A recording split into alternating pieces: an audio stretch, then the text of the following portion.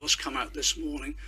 This is to be frank, in common parlance, people would call these, what the Tories have published today, lies, absolute lies. And I'm shocked that BBC has just taken a Conservative press release and has repeated it all morning. Why don't we just say what they're saying? Now we're allowing you to have a way back. That's how these things work. But you're the BBC. You have to have some form of at least analysis before you put something on there. In this tax, in their gap, they're saying now 45 billion. They've included 35 billion of capital spend. You know as well as I do.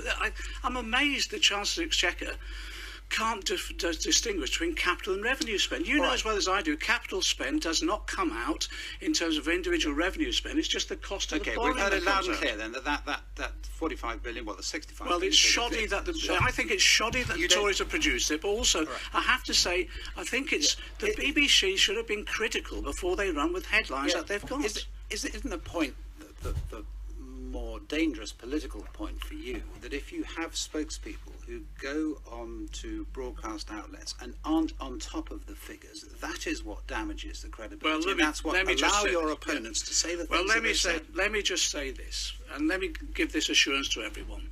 I'm the person who will determine, first of all, what the levels of expenditure on each item that will be committed to in the manifesto will be, and that will be as a result of independent advice. I'm drawing upon Treasury figures, the OBR figures, the Institute of Fiscal Studies. I'll put all those together.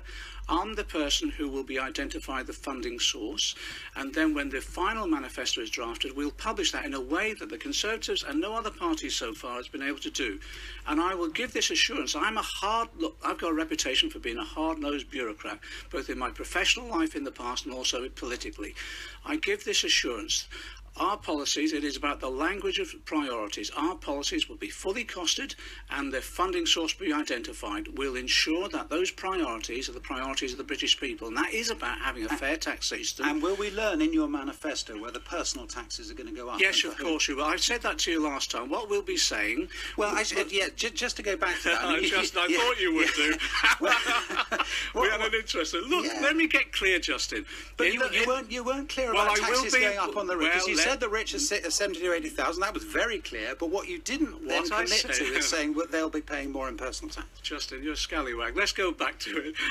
The position I said is that when we publish our manifesto, we will make sure it's a fair taxation system. What does that mean? Making sure, first of all, we tackle tax evasion, tax avoidance, because this government has neglected that. Secondly, the fair taxation will be about ending the tax giveaways to the corporations and the very rich, and we will have a fair taxation system.